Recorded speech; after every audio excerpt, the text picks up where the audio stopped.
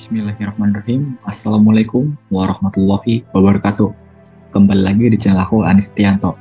Nah, sebelumnya maaf banget aku baru ngupload lagi buat video kali ini, dimana aku ngupload video ini karena bentar lagi untuk kalian, khususnya siswa-siswi dari SMA, SMK, MA, dan sederajat lainnya yang akan sebentar lagi akan melaksanakan penerimaan mahasiswa baru, yaitu SNBP, Seleksi Nasional Berbasis Prestasi.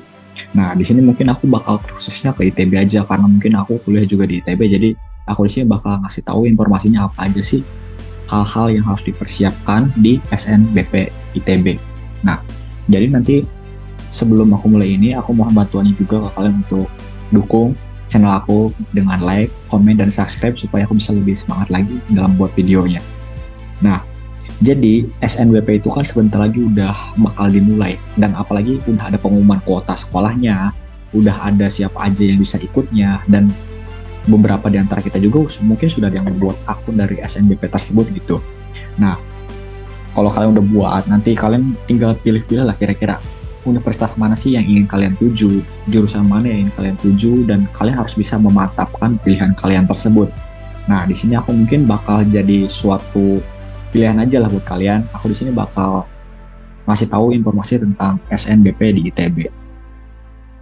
Nah, jadi buat mengetahui informasi dari SNBP ITB tersebut, kalian bisa cek juga di admission.itb.ac.id.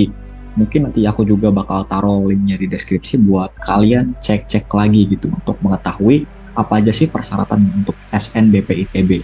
Nah, jadi di sini adalah portal untuk ITB secara umum gitu. Nah, sekarang kita bisa langsung masuk ke info pendaftaran. Nah, nantinya di sini info pendaftaran ada beberapa pilihan, dan yang kalian pilih adalah program sarjana karena ini adalah salah satu jalur di SNBP, yaitu program sarjana. Sedangkan untuk pasca sarjana dan sebagainya ada jalur lagi, dan itu bukan menggunakan SNBP. Kita klik di program sarjana, kemudian kita scroll ke bawah. Nah, di sini ada informasi mengetahui informasi umum dari SNBP. Kemudian di sini juga ada informasi di mana bahwa ITB itu ada 3 kampus. Yang pertama di Bandung, yang seperti kita tahu. Jadi Bandung itu di Jalan Ganesha atau lebih dekat ke Kebun Raya lah. Mungkin kalian bisa tahu nanti dekat kebun binatang yang ada di Bandung lah. Terus di Jatinangor. Nah, ini kampus di Jatinangor itu tepatnya ada di sebelah dari Unpad. Nah, waktu itu juga aku waktu pas lagi masa TPB di semester 1 dan 2 itu aku di kampus Jatinangor. Dan sekarang aku udah masuk ke semester 4, aku sekarang ada di kampus Cirebon. Nah, di kampus Cirebon sendiri itu ada di Kebonturi Arjayunangun. Pokoknya jalan Cirebon paling utara lah intinya sebelum kita menuju ke Jakarta gitu. Nah, di sini kita juga bisa mengetahui persyaratan apa saja sih yang diperlukan untuk SNBP di ITB. Nah, ini adalah beberapa fakultas yang perlu dan harus ada persyaratannya. Misalkan kayak STH, SF, FTTM, FSRD, dan beberapa jurusan yang ada di fakultas gitu. Jadi persyaratannya itu nggak boleh buta warna. Jadi nanti ini pada saat pendaftaran kalian harus melampirkan persyaratan tidak buta warna total maupun parsial gitu. Jadi ini adalah salah satu syarat. Misalkan kalian walaupun nilainya bagus, walaupun kalian semua prestasinya bagus sampai tingkat internasional, tapi kalau kalian lupa dengan sedikit persyaratan yang diharuskan oleh ITB untuk beberapa fakultas jurusan itu, kalian mungkin akan gagal juga. Tuh. Nah, di sini ada beberapa fakultas dan jurusan gitu.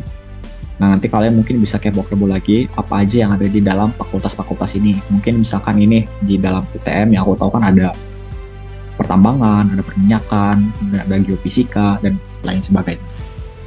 Kemudian di sini juga kita bisa mengetahui jadwal dari pendaftaran. Nah, kan sekarang udah di bulan Januari ya, di tanggal 16. Nah, di tanggal 17 itu penutupan masa sanggahnya.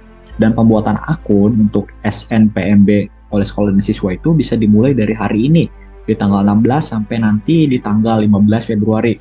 Masih banyak waktu. Waktunya itu memang panjang, tapi kita tidak boleh lengah dengan hal itu karena banyak juga yang waktunya panjang. Jadi kita itu menanti-nanti pendaftarannya, ngebuat akunnya di nanti-nanti gitu. Jadi di saat akhir-akhir kan itu kan agak ribet juga, takut si web dari si SNBP ini down gitu. Dan itu sering kejadian.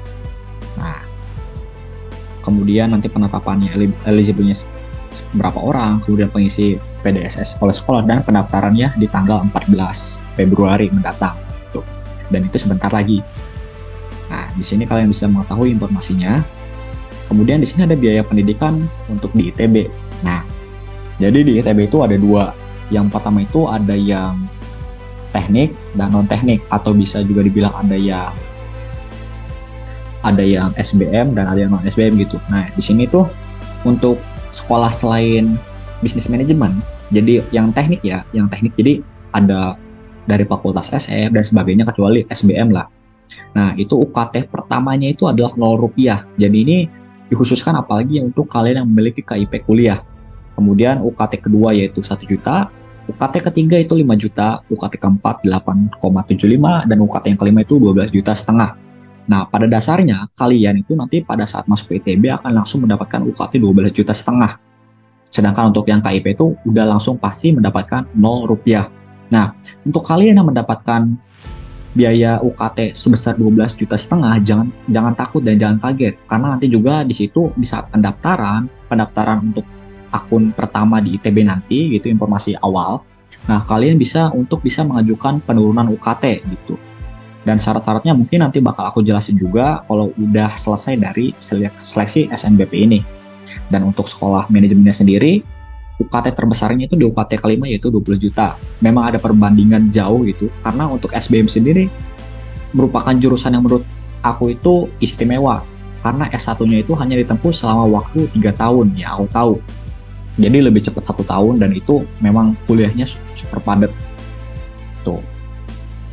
Intinya jangan pernah takut karena biaya, karena selalu ada keringanan apalagi untuk di sekolah negeri. Tuh. Kemudian berikut ini adalah beberapa program studi yang disediakan oleh ataupun yang melakukan seleksi oleh ITB gitu. Misalkan di MIPA, ada Merdeka Aktaria, dan mungkin hal lainnya bisa kalian lihat juga nanti di web sendiri gitu ya. Biar kalian bisa lebih tahu jurusan apa aja sih yang ada di ITB dan di setiap fakultasnya.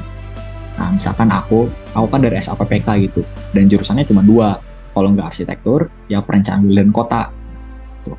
Terus juga di ITB itu ada beberapa jurusan yang memang sudah ada namanya jurusan peminatan. Jadi ada beberapa jurusan peminatan di ITB itu. Jadi kan kalau kita masuk ke ITB kan otomatis bakal langsung masuk ke fakultas atau sekolah yang ada di ITB. Misalkan masuk ke SAPPK.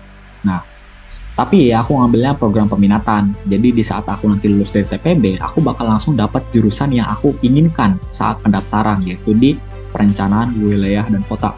Sedangkan apabila kalian tidak mengambil program peminatan, nah kalian bakal nanti bersaing IPK. Jadi bersaing nilai untuk bisa mendapatkan jurusan yang kalian inginkan.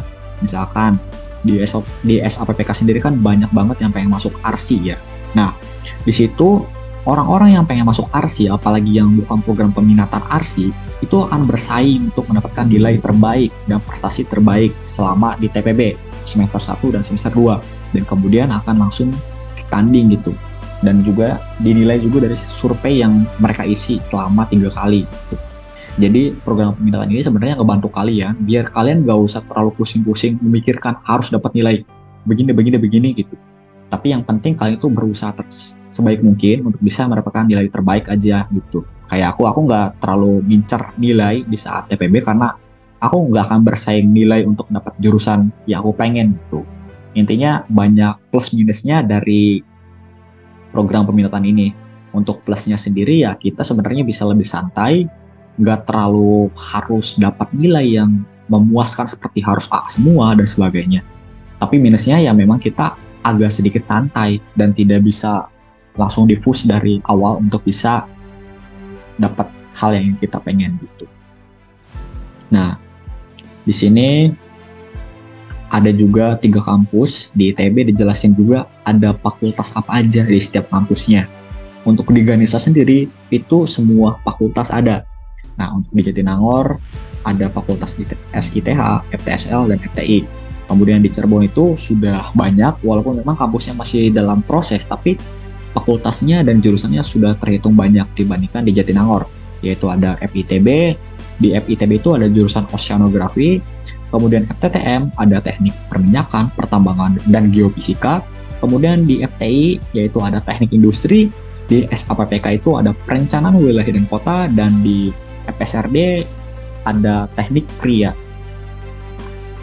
Kemudian di sini ada permohonan beasiswa. Nah, jadi ada permohonan beasiswa di SNBP nanti gitu. Ini mungkin nanti SNBP ya.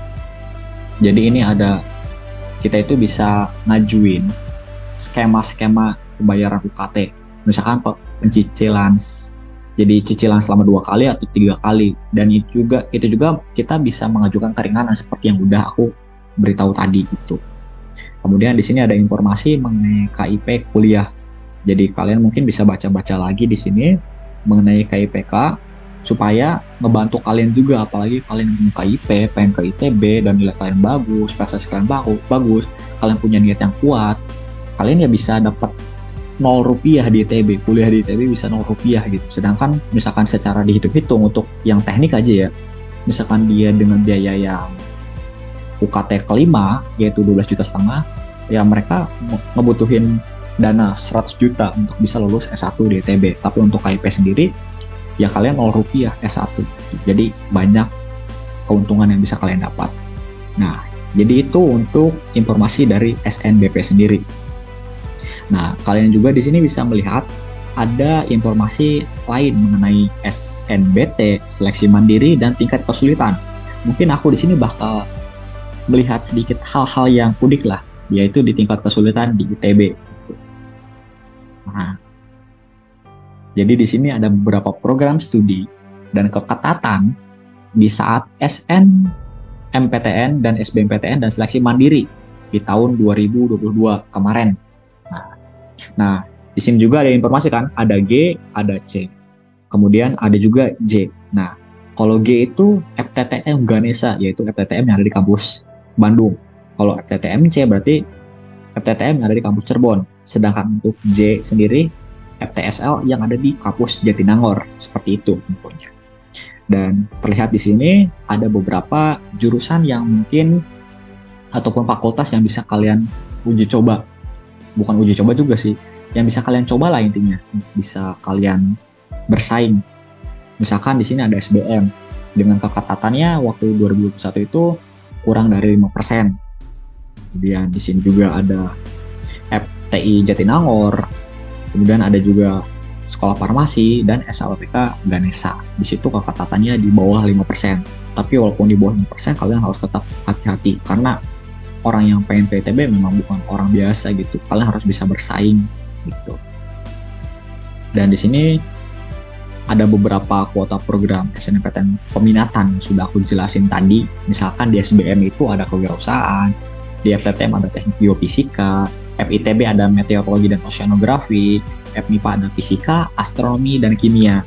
Kemudian SITH di rekayasa itu ada seperti berikut, dan mungkin bisa kalian baca juga. Tuh. Jadi mungkin itu aja informasi yang aku pengen kasih tahu ke kalian mengenai persyaratan dan hal-hal lainnya di dalam SNBP ITB. Mungkin nanti lain waktu aku bakal cerita mengenai perjuangan aku, proses aku bisa masuk ke ITB dari SMA yang belum pernah ada alumni bisa masuk ke ITB di jalur SNPTN, SBMPTN, seleksi mandiri pun jalur yang lainnya. Mungkin aku bisa berbagi pengalaman aku bagaimana aku caranya menyusun strategi aku seperti apa, kemudian aku menyusun informasi dan sebagainya itu seperti apa. Mungkin itu aja yang bisa aku sampaikan. Kurang lebihnya mohon maaf. Wassalamualaikum warahmatullahi wabarakatuh.